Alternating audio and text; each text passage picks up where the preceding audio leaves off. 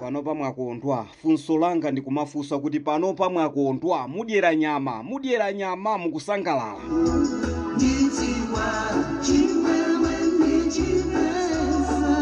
Muitaneni Charles Ben Longwe watitopesa, muitaneni Charles Ben Longwe abwere kuno ku Malawi tikufuna tipangena zimene ife tikumufuna.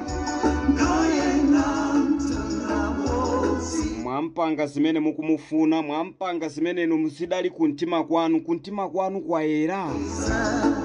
Funso langa ndikumafunsa, kuntima kwanu kwayera.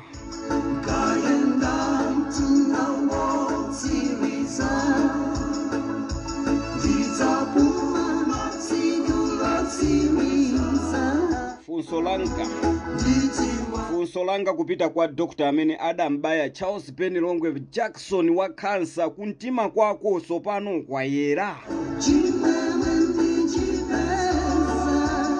Mutangoona ndi maso anu Dr. Mutangoona ndi maso anu awiri amene inu mmaonera, maso anu mmene inu mmaonera.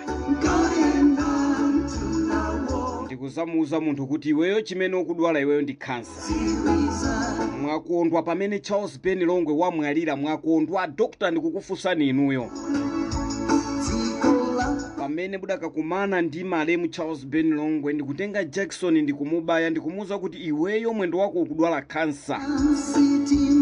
Mwasangalala, mukudyera nyama, mwagula nkhuku mukutafuna.